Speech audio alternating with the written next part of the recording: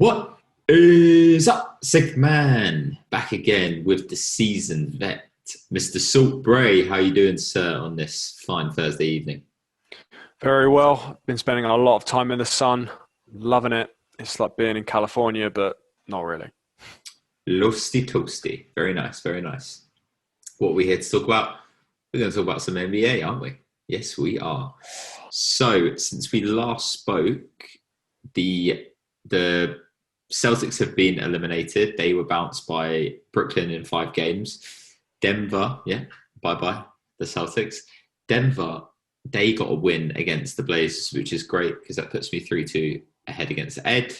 Love that. Unbelievable. And Dame had 55. Let's not forget about that. And Suns blew out the Lakers in game 5. LeBron looked like he maybe was plotting for a game 6 or a game 7. He looked like he took a day off. Maybe the Suns could win that game, but we're not going to talk about them yet. We are going to move to Thursday or Wednesday night's games, should I say. And we're going to start where better at than the Wells Fargo Center. No Joel Embiid, no problem. The Sixers, game 5 win.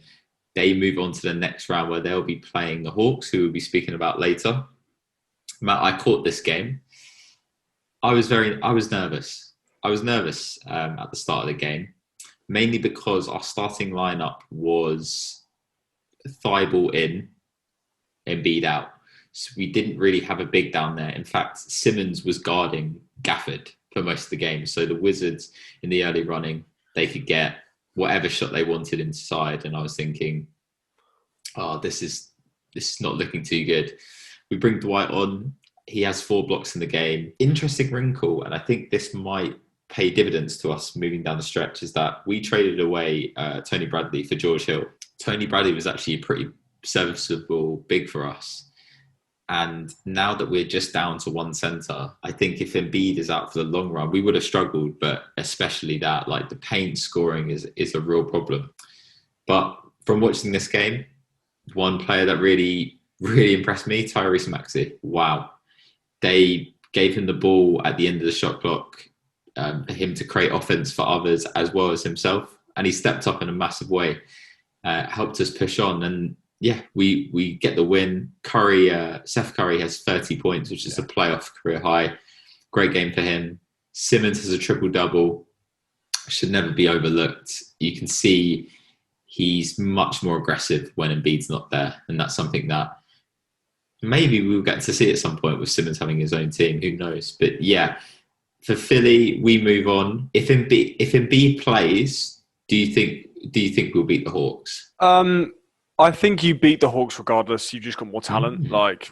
Your defense is so much more versatile than the Knicks. You've got so much more talent on offense as well, so you can actually keep up scoring with them if Trey's put on a show.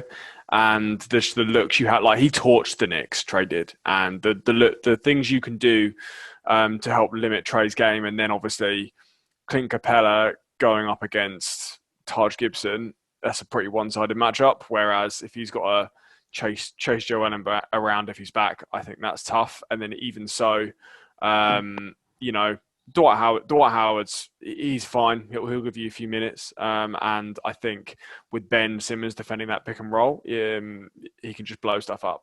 So interesting point you said about obviously the interior defense not being as good. I think that's an adjustment they have to make, not playing with him. Like, obviously, we saw when Embiid went out in that previous game, they didn't adjust well at all to play that small ball lineup. Had a bit of time before this last game, and obviously, that's what Doc Rivers alluded to in the post-game press conference I saw. He was basically like, we had some time to go small ball. We all dived in. It was a good team win. So, really, really, really, really cool there. And I liked how assertive Simmons was as well.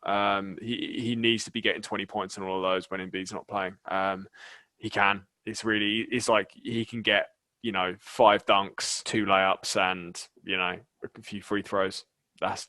He should be walking into that because he's very, very talented. But I was thinking earlier, what if the bracket positions were different? What if it was Milwaukee about to face the Hawks? What if it was Brooklyn about to face the Hawks? What do you think would happen? And in my opinion, both of those teams would absolutely spank the Hawks in 5 games max. It wouldn't be close. Yeah, I would agree. I think in order for Philly to be considered in the top echelon with those teams, they need to do exactly the same thing as well. They need to come out. Sorry, guys, we're just better than you. See you later. Don't. As Giannis said, they didn't play with their food in the Miami Heat series. Don't play with your food in this one. I think if Embiid, I think it's looking like he's not going to play game 1. Is that accurate? I think from from a precautionary measure, I don't think he's going to play game 1. I think it's going to be a feeler session and then game 2. Personally, play him for as many games as possible. We need to hit the ground running from game 1. Yeah, I agree. But then equally, I think even if you hold him out for game 1, given that you've just come off basically 2 full games of playing small ball, including this win, you're well positioned to do it because it's not a big switch up. You can continue doing it, and then obviously Embiid can come back, dominate in game 2. But I think if Embiid only misses the 1 game, it will be over in 4 or 5. If Embiid misses any more than that, it could go 6 or 7. Very interesting. Jojo, be safe. Careful with those knees. Take care of them knees. Take care of them knees.